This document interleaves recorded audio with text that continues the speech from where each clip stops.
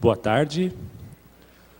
Vamos começar agora a segunda parte do primeiro dia do seminário BBM de Bibliotecas Digitais, Preservação Digital e Acesso.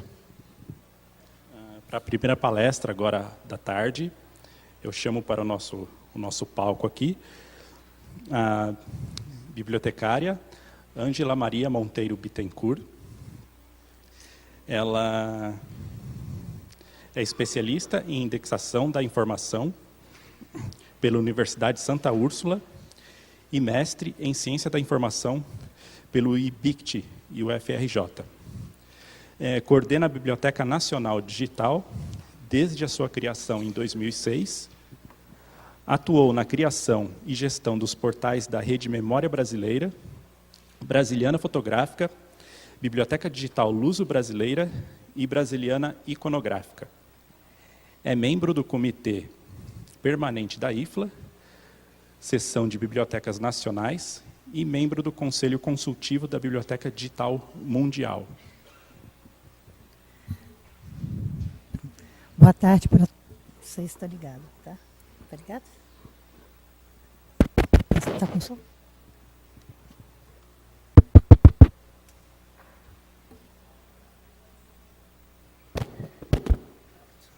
Boa tarde para todos. Eu gostaria de iniciar agradecendo ao Rodrigo pelo convite e a toda a equipe da Brasiliana pela acolhida que vocês me deram. Bem, como ele disse, né, eu sou coordenadora da BN Digital, que é como nós chamamos a Biblioteca Nacional Digital, né? E, naturalmente, eu vou falar sobre a Biblioteca Digital, a BN Digital, sobre eles me pediram para falar da cadeia de digitalização, dos fluxos que nós adotamos na BN Digital. Então, vai ser mais ou menos sobre isso que eu vou falar para você, vou falar com vocês aqui hoje, né? E eu vou começar contando a história da BN Digital. A BN Digital é novinha, é uma criança ainda, ela efetivamente tem 11 anos, oficialmente, de idade, mas as primeiras iniciativas que nós fizemos de digitalização de acervo já aconteceram no milênio passado, foi em 1998, foi a ocasião que estava surgindo a web, né?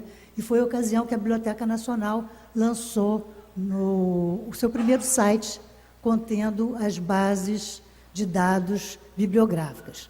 Nós aproveitamos, nós tínhamos um scanner de mesa e nós digitalizamos alguns itens do nosso acervo, o que nós julgávamos os mais importantes. Eu lembro bem que tinha o soldo do pagamento do Tiradentes, como alferes, né? Tinha um manuscrito, tinha umas fotografias também antigas da coleção Teresa Cristina. Enfim, tinha algumas músicas, alguns arquivos que na ocasião não era MP3 nem Wave, eram arquivos MIDI. Eram os arquivos que um maestro executava com um programa no computador e gerava uma musiquinha com extensão MIDI, que era isenta aí de direitos autorais, porque quem executava era o próprio maestro contratado pela Biblioteca Nacional para esse fim, né? Então, essas... Ui, gente, peraí, aconteceu um problema técnico aqui. Eu apertei já no final, desculpe. Mas então, voltando... Essa iniciativa desse portal com as bases de dados e esses primeiros arquivos digitais foi o pontapé inicial para a gente conseguir criar a Biblioteca Nacional Digital, né? Enquanto na Europa, nos Estados Unidos, já existiam grandes iniciativas de bibliotecas digitais, em Portugal, a Biblioteca Nacional de Portugal já tinha sua biblioteca digital, a França tinha a Gallica, que é uma biblioteca digital incrível, uma das maiores bibliotecas do mundo, né? Nós aqui estávamos ainda sonhando. Mas em 2005 surgiu uma oportunidade, porque em 2005, não sei se vocês lembram, mas foi o ano do Brasil na França. E com isso foi oferecido uma parceria, Biblioteca Nacional, e foi oferecida uma bolsa de estudos para que nós pudéssemos fazer um estágio lá na França, justamente nessa área que era de nosso interesse, na área de biblioteca digital. Então, foi assim que a biblioteca, nós fomos para fazer um estágio na França, E, na volta desse estágio, em 2006, a gente lançou oficialmente aí o nosso portal da BN Digital. Esse portal, ele reunia, além das bases de dados nesse site antigo, até eu vou abrir um parênteses para falar uma coisa. Essas duas imagens aí foi o que eu consegui recuperar do site da Biblioteca Nacional de 1998. Essas imagens, da importância do que estava se falando hoje pela manhã, né? Essas imagens nós não tínhamos guardado. Em 98, a gente não pensava ainda em preservação do digital. Então, esse portal, nós não temos mais ele. E eu consegui recuperar essas duas imagens bem feiozinhas, por sinal, bem sem nitidez, no site do Internet Archive. O Internet Archive, não sei se vocês sabem, é uma organização que ela procura fazer uma captura, fazer um backup geral de toda a web. E os nossos sites, foi possível recuperar esses pedacinhos do site. E, na verdade, eles armazenam as páginas HTML, mas sem as imagens, né? Então, foi assim que a gente conseguiu recuperar para mostrar para vocês isso e enfatizar, então, a importância da gente cuidar da preservação digital na web, né?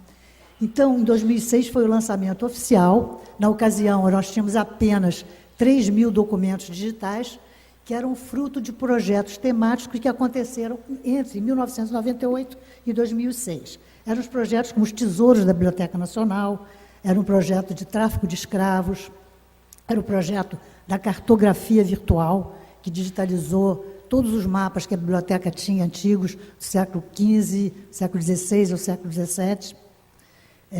E o projeto da coleção Tereza Cristina Maria, que é uma coleção de fotografias que foi doada pelo imperador Dom Pedro II para a Biblioteca Nacional quando ele partiu para o exílio na Europa. E essa coleção, ela, além de fotografias, ela tem outros itens como partituras, cardápios, libretos, enfim, uma quantidade enorme de documentos que ele doou à Biblioteca Nacional. E essa parte de fotografias, ele era um fotógrafo e um colecionador de fotografias. Essas fotografias, elas são consideradas pela Unesco como memória do mundo, tá? Então, nós fizemos um projeto de digitalização dessas fotografias e tudo... Eu estou com medo de apertar aqui errado. E tudo isso foi reunido na BN Digital em 2006.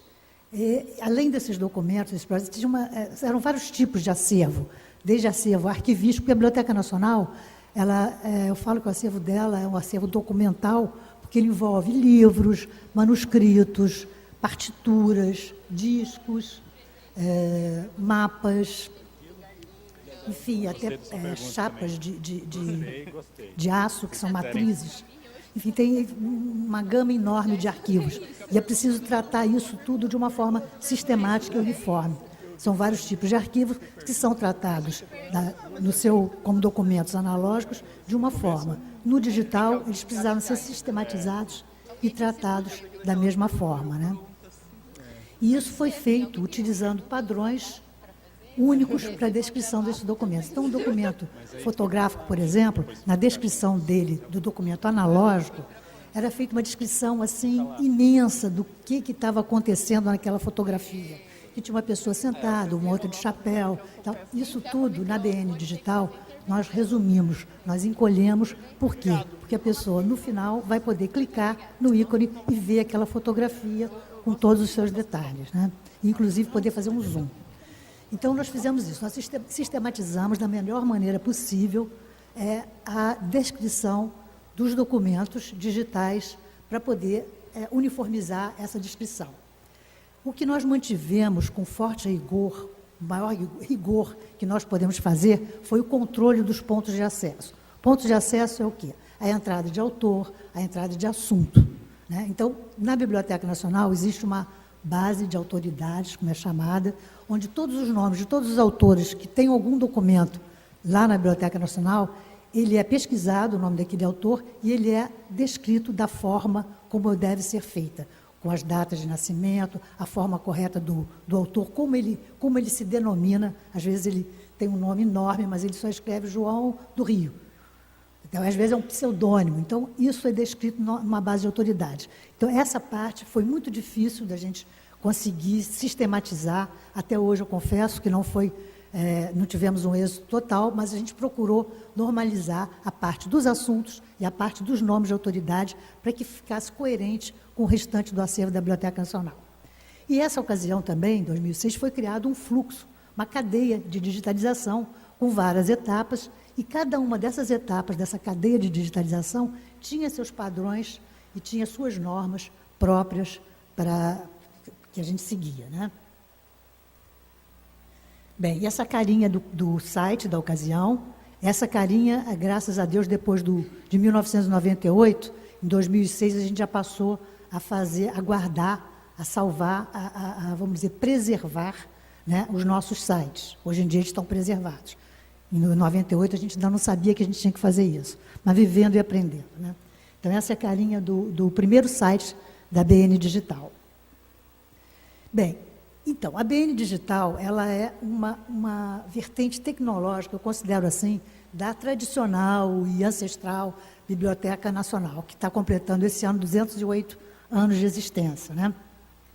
E ela veio com essa tecnologia toda, né, reforçar as missões de custódia, de guarda e preservação da memória documental do país. E ela ampliou também, de certa forma, a missão institucional da Biblioteca Nacional, que é disseminar e dar acesso à memória do país. São 4 as missões da biblioteca: captar, e ela capta o acervo através da lei do depósito legal, que obriga toda editora a depositar na Biblioteca Nacional um exemplar daquilo que ela é produzida, daquilo que ela produz.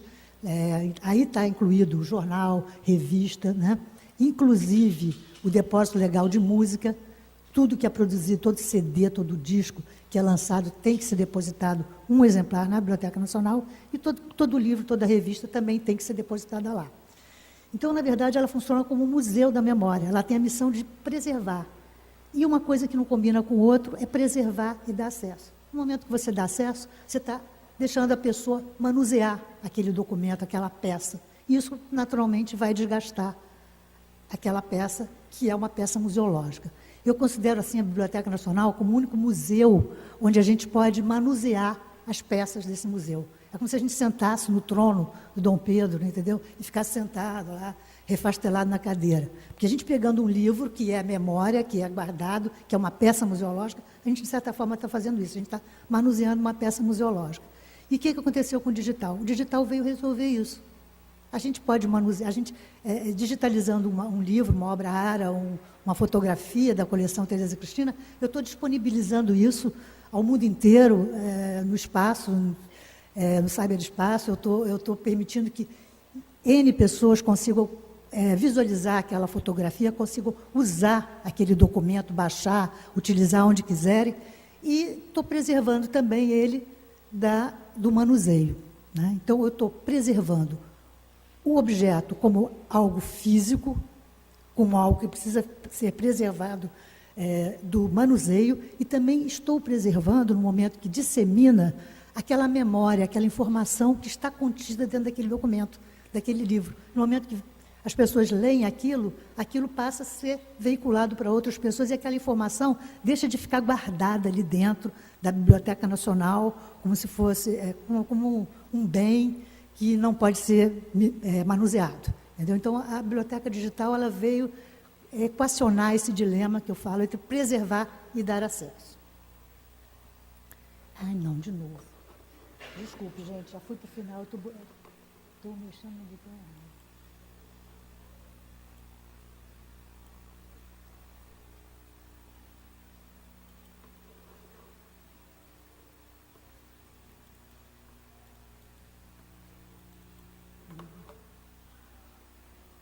Mas eu primeiro tenho que clicar nessa. Bom, tudo bem. Deixa eu tentar. Eu já sei, eu estou apertando no end. É por isso que está dando tudo errado. Bem, então ela surgiu com essa missão e teve, assim, já os princípios que a Biblioteca Nacional tinha, eles vieram desde a sua criação, que um é a questão do acesso. É logicamente que a maneira como a gente lida hoje em dia com esses princípios mudou bastante. devido à tecnologia. Mas, essencialmente, os princípios eram o acesso livre, nada é cobrado, tudo pode ser usado, baixado. Por quê? Porque tudo está em domínio público, né? E essa questão do acesso também envolve questões de curadoria, né? A seleção dos acervos mais importantes, aí vem os critérios de raridade. Então, tudo isso, existe uma política de seleção que está disponibilizada no site da BN Digital. Como é que a gente seleciona, como é que a gente faz essa seleção? Outra coisa que é relativa ao acesso, que é muito importante, é a questão da recuperação da informação. Então, você tratar essa informação de uma maneira uniforme, com pontos de acesso consistentes, vai tudo isso influenciar mais ali adiante na recuperação dessa informação.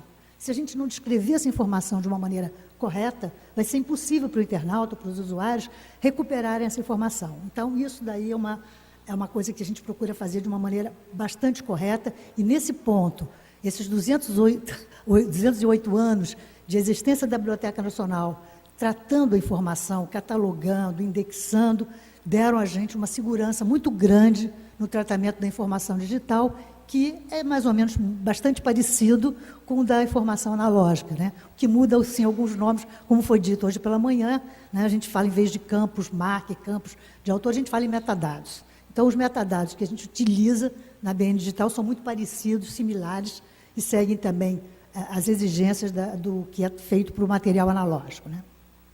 Uma outra coisa importante também é a usabilidade desses arquivos digitais. Se vocês olharem na biblioteca digital, a gente procura oferecer da melhor maneira possível os nossos arquivos digitais para os usuários.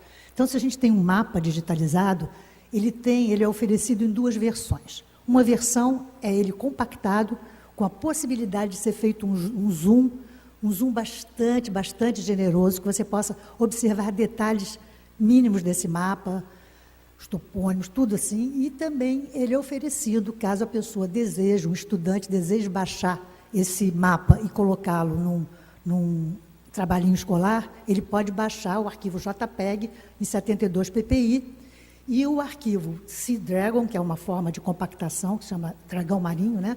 Esse arquivo ele não pode baixar, então por isso que a gente oferece um para ele fazer o zoom e um para que a pessoa possa baixar esse arquivo digital. Então, isso daí está tudo na usabilidade, na disponibilidade dos nossos acervos digitais.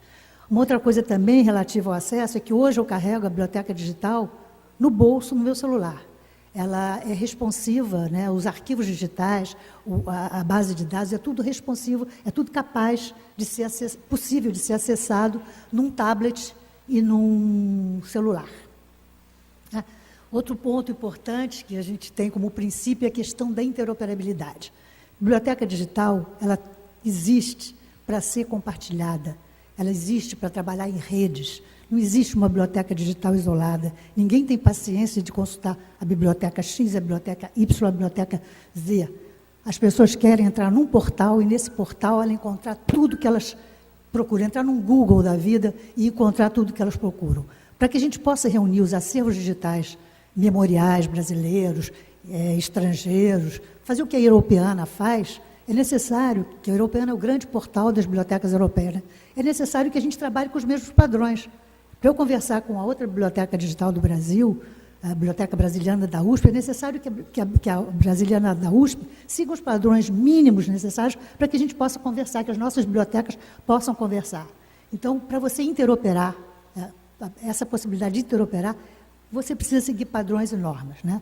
E uma que a gente usa para descrição é o padrão de metadados, o mais usado em todo o mundo, que é o padrão Dublin Core, e a gente usa protocolos para interoperar, como o protocolo da Iniciativa dos Arquivos Abertos, que é o protocolo OAI-PMH.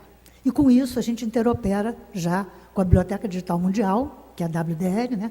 Com a Biblioteca Nacional da França, com a Biblioteca Digital do Patrimônio Ibero-Americano, que é Espanha, Portugal, e várias bibliotecas nacionais aqui da América Latina, como Chile, Argentina, tem também o México, enfim. Graças a gente se preocupar e a gente adotar os princípios e padrões comuns internacionais, a gente consegue interoperar com as outras bibliotecas digitais. Outra questão é a preservação digital, que é um ponto crucial para a nossa, que a gente está discutindo aqui hoje, né? Então, a gente conseguiu construir, ao longo desses anos, um data center, que foi, inclusive, financiado, né, pelo BNDES, e a gente utiliza esse data center. Infelizmente, ele chegou à sua capacidade máxima. Esse final de ano, nós vamos atingir a capacidade máxima, que são 300 terabytes, e aí a gente não vai ter mais lugar para guardar os nossos arquivos digitais, né? Mas a gente vai ter que diminuir a nossa produção, ou então se arriscar a guardar de maneira inadequada e perder esses arquivos digitais. Esse data center está esgotando, por mais que a gente tente, daqui a pouco não vai dar mais. Outra questão importante da gente pensar quando vai criar um projeto de biblioteca digital é a questão da escalabilidade e da sustentabilidade, né? A sustentabilidade está apoiada no uso de plataformas livres. Plataforma livre garante que a gente possa usá-las ad eterno. Uma plataforma proprietária pode acontecer de amanhã a gente não ter mais dinheiro para pagar as licenças, e pode acontecer também da empresa que vendeu essa plataforma, esse software, essa base de dados, terminar. E a gente fica, como já aconteceu com a Biblioteca Nacional, a gente ficar sem manutenção, sem possibilidade de crescimento, porque a empresa fornecedora de software proprietário acabou. O software livre, ele pode não ser de graça, mas ele é documentado, e a gente pode conseguir que ele se mantenha por sempre, né? Uma perenidade no uso dele, né? Outra coisa importante para a sustentabilidade é a gente ter um laboratório próprio e muitíssimo bem equipado lá na Biblioteca Nacional. Isso permite que a gente possa trabalhar com o nosso corpo de funcionários, o pessoal da casa. Isso dá para a gente uma garantia, se a gente não tiver financiamento para nada, pelo menos 1.500 imagens a gente pode crescer, no mínimo, ao mês, né? Então, esses princípios são importantíssimos da gente preservar e manter em qualquer projeto de biblioteca digital. Bem, outra coisa que eu falei foi da curadoria digital, né? A curadoria digital na nossa Biblioteca Nacional Digital, ela é feita em 2 momentos.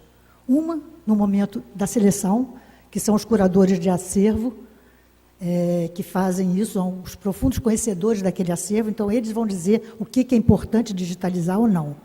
E ela também é feita no momento do acesso. Aí é uma coisa, é o portal da BN Digital criando, né, posts, dossiês, artigos, que vão chamar a atenção do internauta, que vão fazer com que ele interaja com a biblioteca digital. Eu vou ter que fazer uma coisa aqui, desculpe, gente.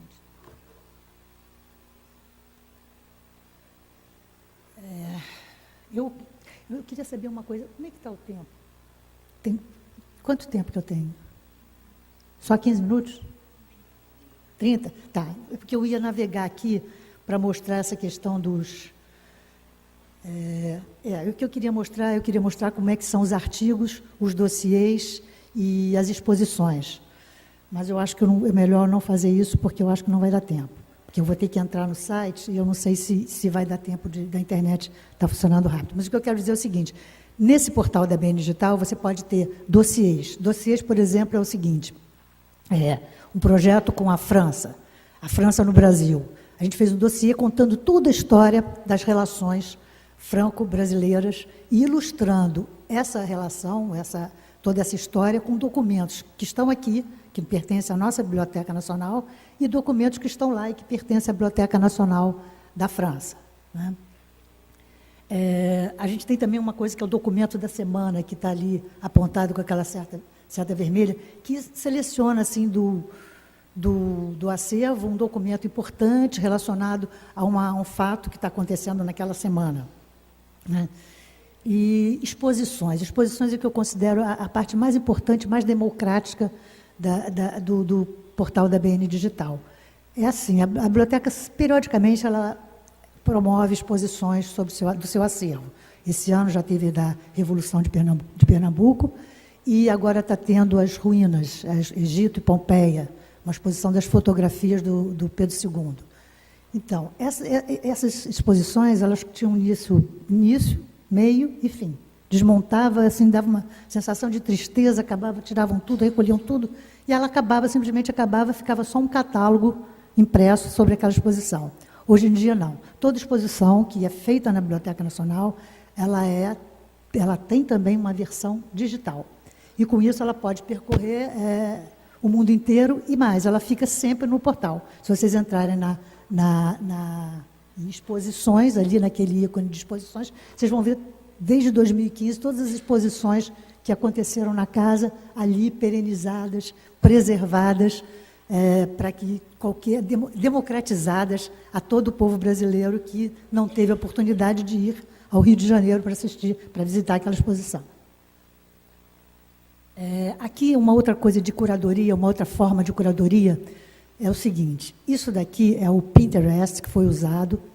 Nele, nós reunimos 200 desenhos que foram fruto de uma exposição filosófica feita por Alexandre Rodrigues Ferreira, no século XVIII, no finalzinho do século XVIII. Ele saiu com 2 desenhistas pelo norte do Brasil, centro-oeste, desenhando as espécies da nossa flora e da nossa fauna também. Aqui só tem a flora. Acontece que 200 desses desenhos nós não conseguimos identificar. Nós não sabemos que planta é essa, que vegetal é esse.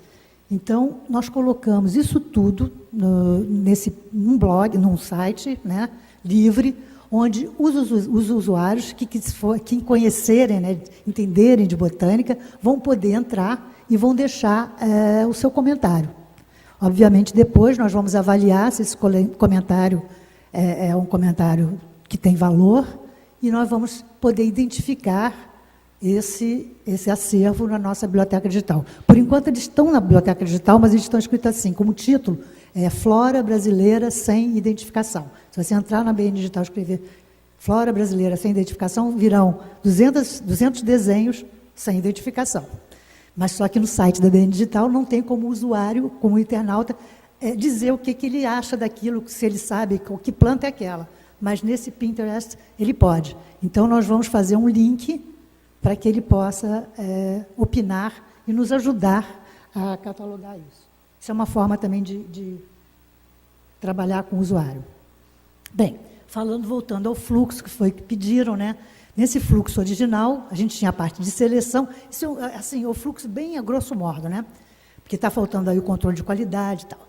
Mas a seleção, baseada numa curadoria, a digitalização, nós temos vários tipos de scanner, o tipo de scanner a ser usado, ele vai depender do tipo de documento. A gente tem um scanner para material de grande porte, que é para os mapas.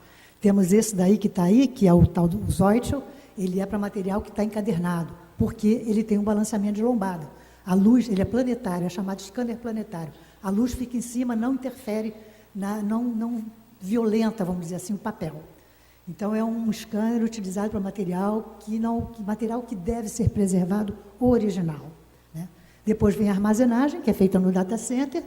Depois vem a parte de processamento técnico, embora o fluxo, né, na seleção já entre na base de dados, né, mas os dados vão sendo acrescentados. Né? Na fase de metadados e derivadas, são feitos os metadados, o controle do ponto de acesso de autor, de assunto, e são feitas as derivadas. O que são as derivadas? As derivadas, que quando a gente digitaliza, a gente gera um arquivo master, que na Biblioteca Nacional a gente usa um arquivo master TIFF, o TIFF é proprietário, mas ele é documentado, então não tem problema, e usamos 300 ppi para captura, cores e o tamanho, obedecendo o tamanho original do documento. Ou seja, com isso, eu posso fazer amanhã, se necessário for, um facsímile idêntico daquele material, daquela fotografia, daquele mapa que foi digitalizado. E as derivadas, o que são? Elas são uma cópia, e aí numa resolução bem mais baixa, se for um JPEG em 72 ppi, e aí a gente faz a compactação usando aquele software que eu falei, o Dragão Marinho, faz um PDF, se for um livro, enfim, que são os arquivos derivados, esses sim que o usuário vai ter na ponta de lá. E esses são publicados na BN Digital. Os masters ficam guardados nesse data center, com redundância, e são esses masters, os vilões eu não diria, mas são eles que estão causando todo esse problema de espaço no nosso data center, porque eles são grandes, são masters parrudos. Bem, depois dos metadados, a gente publica isso na BN Digital, e aí vem a questão da interoperabilidade, se a gente for atuar com outra biblioteca digital, e aí vem a parte de acesso, é fornecer o acesso o melhor possível, e a parte da curadoria, que são os animadores do site, né? Então, aqui embaixo são os padrões que a gente usa. Para a seleção, tem uma política institucional e o fato da obra estar em domínio público, é a condição. A digitalização é em 300 ppi, arquivo TIFF, os metadados são Dublin Core, OCR, os padrões JPEG, PDF, Dragão Marinho e Book Reader, que também é um padrão livre, que é mais leve que o PDF, mas também não pode ser feito download, por isso tem que ter os dois. Os padrões de descrição é o Mark 21, Dublin Core, etc. E esse Mr. Seed, esse déjà vu que estão ali embaixo, eram as derivadas. No início, em 2006, nós não usávamos Dragão Marinho nem o Book Reader. Nós usávamos Mr. Seed e déjà vu, que eram compactadores proprietários. Então, nós paramos de utilizar isso. E para interoperar, a gente usa o OIPMH, a gente usa como software, a gente tem uma versão em DSpace, que é onde as outras bibliotecas podem fazer a coleta dos nossos metadados, e a gente usa para a confecção do portal, o gerenciador de sites chamado WordPress, que também é livre. E, bem, vou continuar.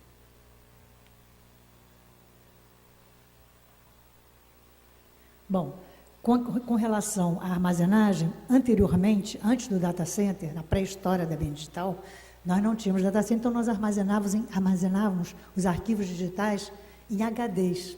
E a gente retirava esses HDs e guardava junto com os microfilmes na sala cofre de microfilmes da biblioteca. Então, a gente tinha mais de 300 HDs externos guardados lá. E a eles tinham os correspondentes em DVDs. Então, a gente fazia toda a armazenagem usando HD e DVD. Tirava o HD e tal. Se precisasse usar, a gente tinha que espetar o HD no computador para poder retirar as imagens, ou então colocar o DVD. Quando ficou pronto o data center, a gente migrou todos esses HDs para o data center. Por sorte, não perdemos nenhuma imagem, porque alguns HDs estavam corrompidos, porém nós tínhamos o correspondente a eles em DVDs. Então, não perdemos as imagens. Alguns HDs foram perdidos. Tá? Esse fluxo original, inicial, né, ele foi se transformando, se adaptando aos novos projetos e programas que surgiram. Né? O programa mais importante que a Biblioteca BN Digital teve é a Hemeroteca Digital Brasileira. Ela foi inaugurada em 2012, foi um programa financiado pela FINEP, e ele tinha como meta inicial a digitalização de 10 milhões de páginas de jornais e revistas brasileiras que estavam microfilmados e em domínio público. Bom, hoje a Hemeroteca, né, 5 anos depois, ela está com 15 milhões, 970, quase 16 milhões de páginas, e foram 6.533 títulos de jornais, revistas, jornais científicos, jornais, revista do rádio, revista Cruzeiro, enfim, cobrindo, né, 208 anos da nossa vida social, política e cultural do país. Né? Esse fluxo, ele seguiu aquele fluxo que eu mostrei, aquele fluxo padrão, e nós acrescentamos algumas coisas a esse fluxo padrão. Por exemplo, na parte de seleção, a gente não ficou apenas no domínio público. Nós colocamos também algumas obras que nós fomos procurados, por exemplo, pelo Jornal do Brasil, nós fomos procurados pelos diários associados, que são os detentores do direito do Jornal do Comércio, Diário de Pernambuco, Correio Brasiliense, Revista Cruzeiro, enfim, um número enorme de revistas periódicas.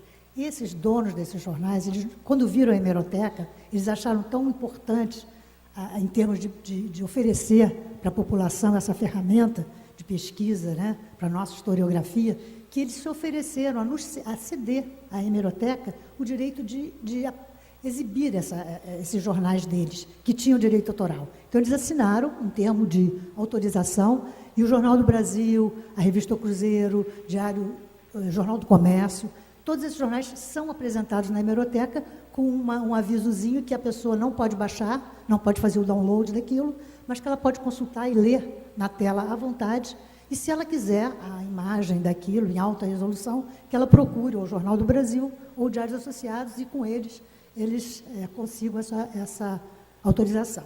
Tá? Então, foi essa modificação. E também na etapa da digitalização a gente alterou alguma coisa, porque a ideia inicial era só digitalizar a partir do microfilme. Mas aí tem as revistas coloridas, né? E a gente quer oferecer o melhor possível para o usuário. Então, a gente pegar a revista Cruzeiro, que está microfilmada, e oferecer ela em preto e branco, tendo ela de Cavalcante na capa, né? Tive a oportunidade de ver na Pinacoteca ontem a capa de alguns números da revista Cruzeiro com desenhos do Di Cavalcante. Seria maldade com o cidadão brasileiro. Então, a gente procurou fazer a digitalização do original da revista Cruzeiro e de outras revistas também coloridas, como Fonfon, Para Todos, enfim, algumas revistas importantes e significativas. Nós demoramos um pouquinho mais, mas fizemos a digitalização a partir do original.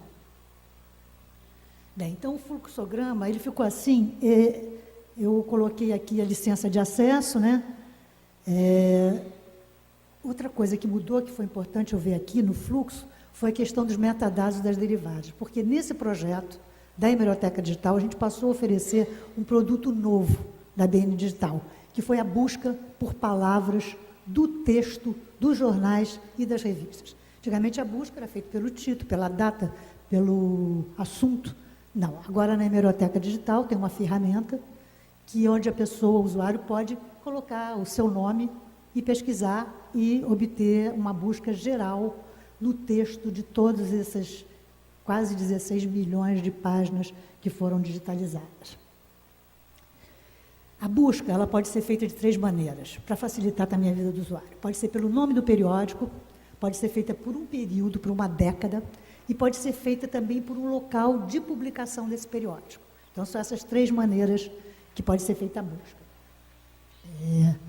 Eu aqui simulei uma busca, eu coloquei a década de 2010 e coloquei qualquer local, qualquer periódico e escrevi Brasiliana Midlin.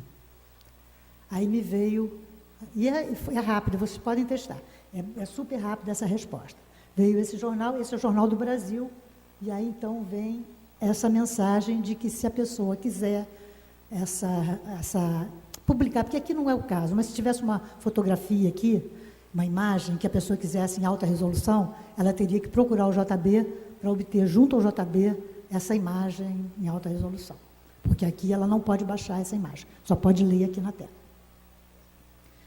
Bem, essa possibilidade, né, da busca por palavras deu a esse portal um alcance totalmente inesperado. O aumento de acessos na BN Digital aumentou demais, a gente passou a ser visitado, a gente passou a ter um retorno de pessoas emocionadas. Puxa, eu descobri o nome do meu avô, ele foi fulano de tal, que bacana e tal. Foi assim, uma coisa impressionante, surpreendente, né? Até, eu diria, que no além ela foi importante, porque isso daqui é uma lápide do cemitério de Paquetá. Paquetá é uma ilha lá no Rio de Janeiro, e essa pessoa falecida, o Jovito Eloy, ele era parece um excelente funcionário, é um exemplaríssimo funcionário, e ele foi naquela nota de falecimento, quando ele faleceu, saiu uma nota de falecimento no jornal O País, foi essa nota aqui, ó. Na vida social, falecimento está em verde marcado, dizendo que ele era um funcionário exemplaríssimo de tal. Então, vocês viram o alcance, uma colega minha passeando lá por Paquetá, foi visitar o cemitério, descobriu isso, mandou, assim, achou o máximo, né? Aconteceu um outro fato, que eu não vou citar nomes, até porque eu já esqueci o nome, mas foi recentemente, nós recebemos uma carta, uma mensagem, dizendo que a gente tinha que retirar duas páginas do Correio da Manhã, que estavam publicadas, porque essa Correio da Manhã contava a história de um assassinato ocorrido no Rio de Janeiro, praticado por um jovem de 18 anos. Esse assassinato foi mais ou menos em 1900, na década de 50, 60, e que essa pessoa, ela tinha direito ao esquecimento. Eu não sabia que isso existia, mas parece que depois de 50 anos que a pessoa cometeu um crime, ou fez uma bobagem qualquer, ela pode ser esquecida. Então, o cidadão queria que nós fôssemos lá, tirássemos, amputássemos 2 páginas do Correio da Manhã. Até porque, uma outra coisa que eu não falei, quando a gente faz uma pesquisa, eu não sei qual é a regra, mas muitas das pesquisas que nós fazemos na hemeroteca, elas são indexadas pelo Google. Então, essa notícia, desse assassinato estava no Google também. Botava o nome da pessoa e saía esse assassinato também. Então, ele estava desesperado, porque ele queria ser esquecido. Aí nós ficamos, meu Deus, falando procurador e tal. Aí nós vimos que, além do direito do esquecimento, existe o direito da memória. E o direito da memória, nós somos a Casa da Memória. A Biblioteca Nacional é uma instituição de memória mais antiga do país. Então, eu deixei para lá. Se ele ficar reclamando muito, quiser me prender, eu vou fazer o quê? Mas eu acho que o direito à memória está acima de tudo, não é isso?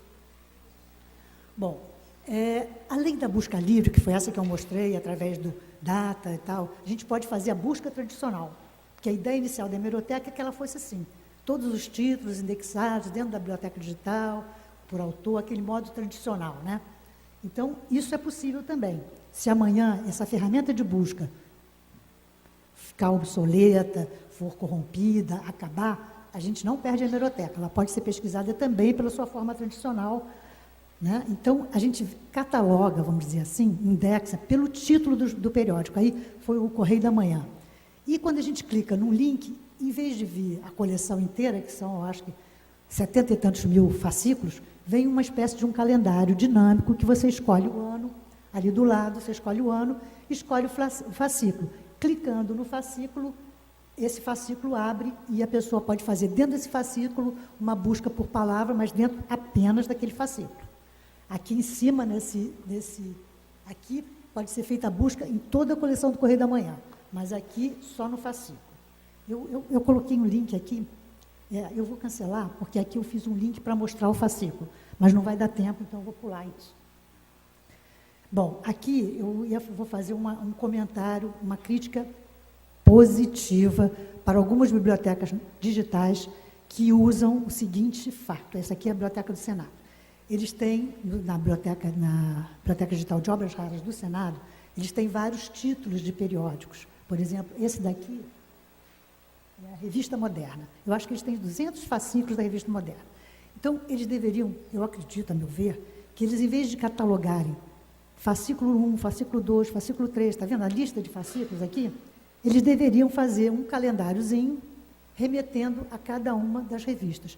Porque, se nós fôssemos fazer assim, com a hemeroteca digital, que tem 1.600.000 fascículos, a gente ia passar a vida inteira catalogando esses fascículos e nunca iríamos terminar.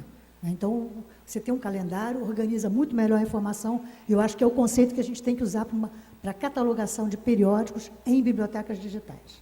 Aqui é uma dica humilde aqui da nossa biblioteca digital.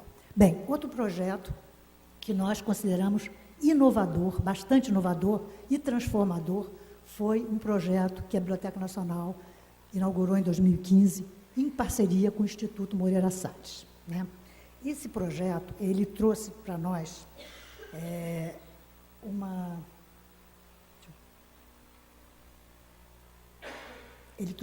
uma coisa muito importante. Há muito que nós sonhávamos, né, tínhamos planos de usar um software livre. Mas software livre não é de graça totalmente, porque tem uma coisa chamada customização, que é a pessoa adaptar aquele software livre às suas necessidades. Então, essa customização, nunca que nós tínhamos dinheiro para fazer.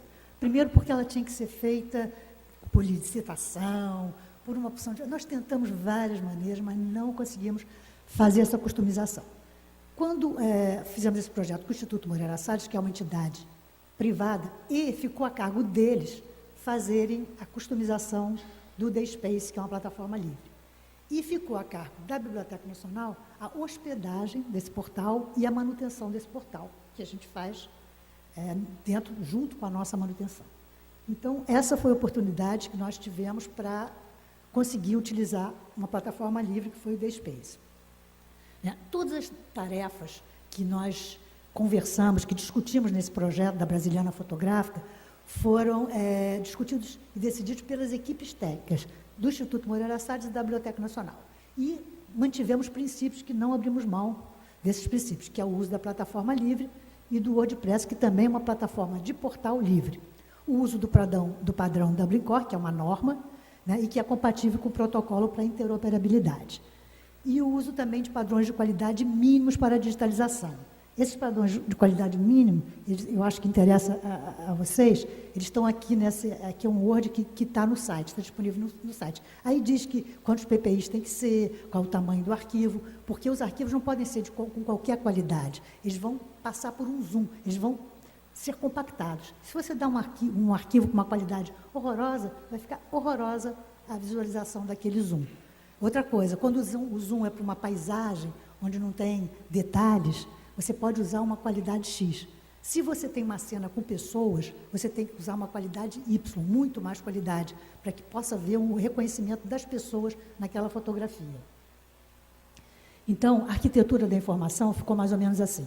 Uma curadoria no instituto, que é o Sérgio Burg, a seleção, ele é responsável pela seleção, coloca na base de dados dele e depois a base de dados do Moreira Salles exporta um arquivo XML, que é uma linguagem de marcação estendida, né? Exporta para o portal da Brasiliana Fotográfica. Na Biblioteca Nacional é mais moderno um pouquinho. A gente tem a curadoria, que é o Joaquim Marçal que faz, especialista em fotografia.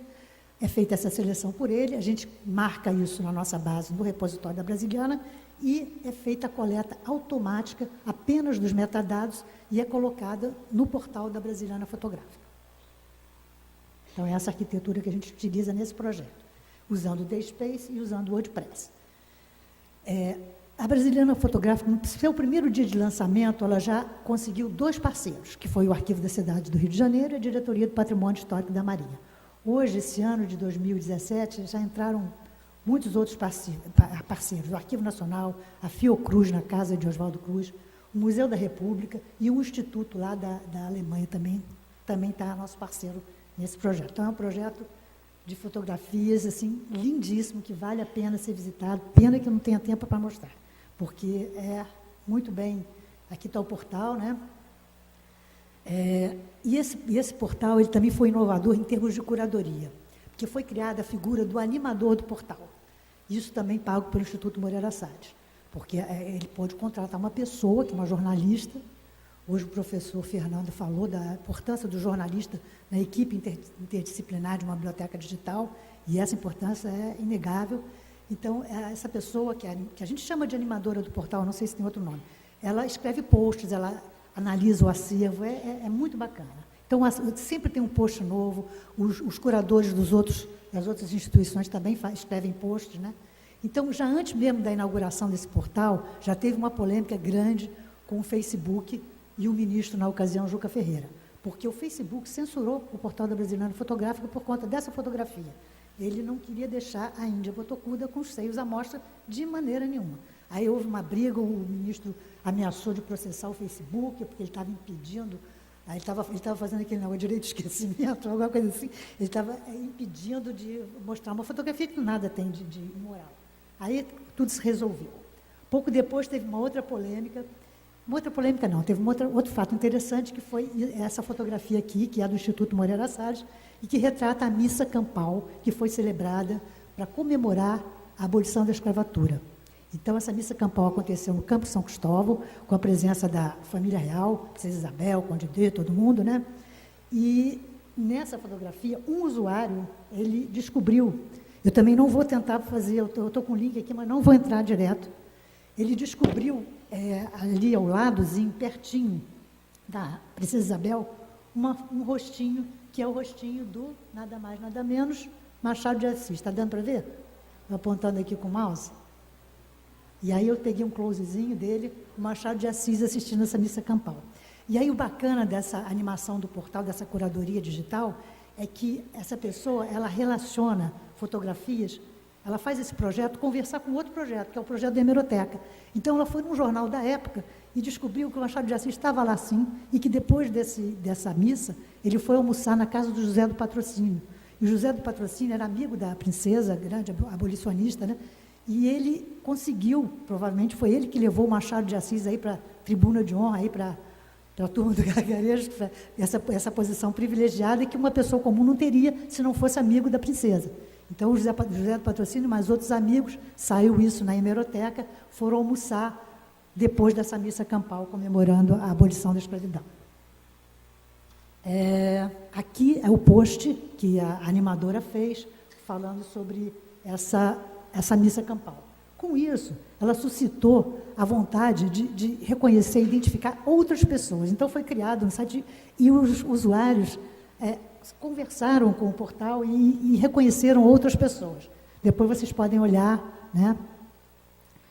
E outra coisa que eu acho que eu já falei, que ela agregou, né, a curadoria a outros projetos. Por exemplo, ela começou a fazer uma sessão de análise de documento, ela criou uma sessão de cronologias, uma sessão de biografias, né? Aqui tem o Mark Ferrez, efemérides. Então, esse portal ele ficou muito bacana e foi um novo modelo. Tudo bem? Agora vai ser ruim demais, porque eu ia falar da Biblioteca Digital Luz Brasileira, que é um portal com a Biblioteca Nacional de Portugal. E que esse portal, ele criou um novo modelo de arquitetura da informação diferente, porque antes, na questão da interoperabilidade, existem duas figuras. Um que é o provedor de dados, que é aquela biblioteca que fornece dados, e tem o provedor de serviços, que é aquela biblioteca que agrega os dados, que coleta os dados. Então, em todos os nossos projetos de interoperabilidade com países de fora, nós éramos fornecedores de dados, provedores de dados. E, na Luso Brasileira, aconteceu o contrário. Nós passamos a ser os coletores de dados. Então, nós somos provedores de serviços. E aí juntou a Biblioteca Nacional do Brasil, a de Portugal, a Rede Memória, que é uma rede pequena de bibliotecas digitais do Brasil, e o RINOD, que é uma rede grande de bibliotecas digitais de Portugal. É esse RINOD onde a Europeana vai coletar os arquivos digitais portugueses. Ela, em vez de ir em cada uma das bibliotecas, não, ela vai direto no RINOD, que é a rede portuguesa de bibliotecas digitais e que é o sonho de consumo que eu tenho para o Brasil. O Brasil tem uma rede, não precisa ser a rede memória, pode ser qualquer rede, mas que o Brasil reúna e preserve em conjunto arquivos digitais, todos os arquivos digitais memoriais que existem nas diversas instituições de memória do país. Então, é uma coisa assim que nós devíamos pensar hoje pela manhã, isso foi bem dito, a gente não pode deixar o tempo passar e não fazer isso. Bem, eu ia falar aqui, do verbo não vou, do outro portal lindíssimo, esse vocês, por favor, visitem, que é a Brasiliana Iconográfica, que é o fruto de uma outra parceria espetacular, com o Itaú Cultural, Pinacoteca, de São Paulo, Instituto Moreira Salles e Biblioteca Nacional. Ele está reunindo acervo iconográfico e ele trouxe, esse daí, ele está aqui, hospedado no Itaú Cultural. A biblioteca já não tem mais espaço para nada. Mas, enfim, ele está aqui, sediado aqui, toda a discussão, todo pautado em padrões livres, todo pautado em até os erros que nós tivemos com a Brasiliana Fotográfica. Quando for para parar mesmo, assim, você me diz, que aí eu paro. Porque eu só queria falar isso, porque isso é muito importante, a gente dizer isso. Porque o calcanhar de Aquiles da interoperabilidade, a parte técnica, a parte de software, até os padrões internacionais, a gente já superou isso, e já está resolvido. Tem uns exemplos aí dessas brasilianas aí, mas a questão da linguagem única é que é o calcanhar de Aquiles. Então, na Brasiliana Fotográfica, o Instituto Moreira Salles usava um assunto, a gente usava outro, um samba do crioulo doidinho, sabe? Muito, muito confuso. O autor eu escrevia de uma forma, o outro escrevia de outra, e não dava para a gente interoperar assim. Então, o que a gente fez? Na Brasiliana Iconográfica tem uma navegação cronológica, tem uma navegação por tema, tem uma navegação por autor e tem uma navegação geográfica. Para essas 4 navegações, a gente criou um vocabulário controlado, uma espécie de um embrião de uma ontologia para a gente tratar esses temas, essas formas de falar, por exemplo, falar 5 de outubro de 1910. Não pode. Tem que falar 1910, todo mundo falar do mesmo jeito. A abolição da escravidão, todo mundo tem que falar do mesmo jeito, senão o usuário vai se perder. Ele uma hora vai encontrar um assunto de um jeito, outra hora de outro. Então, a gente criou um embrião de um vocabulário controlado, único, para tratar esses 4 pontos de navegação. Então, isso foi muito importante. Eu queria mostrar para vocês, eu vou passar correndo. E também tem documentos que a gente criou, que aqui foram os documentos da discussão, é o Excel, tem o Word, que a gente ficava discutindo, desafio, como é que a gente vai falar? A gente vai falar fulano de tal, aí tem Vitor, Adam Vitor. Vai ser Victor Adam ou Adam Victor? Vai botar a data de nascimento ou não vai? Então, eram discussões horríveis. E aí, a questão do bibliotecário, do museólogo e do arquivista era uma confusão, porque cada um queria do seu jeito, né? Então, mas aí chegou-se a um consenso e ficou assim. Aqui é o site, vou passar rapidamente. Aqui a navegação por autores, está vendo como é moderna e bonita? Aqui a navegação... Não, aqui o resultado. Aqui a navegação geográfica, em todos os pontinhos. Se você quiser uma iconografia de Pernambuco, vai lá. Aqui a temática, pelos temas, expedições, paisagem. Bem, preservação digital, eu não vou nem falar, porque não dá mais tempo. E eu já falei um pouquinho dela, e a gente amanhã vai tratar disso de uma maneira muito séria, que eu estou ansiosa para escutar os professores Miguel, o pessoal falando sobre preservação digital. Gente, muito obrigado e desculpa aí o avanço no tempo.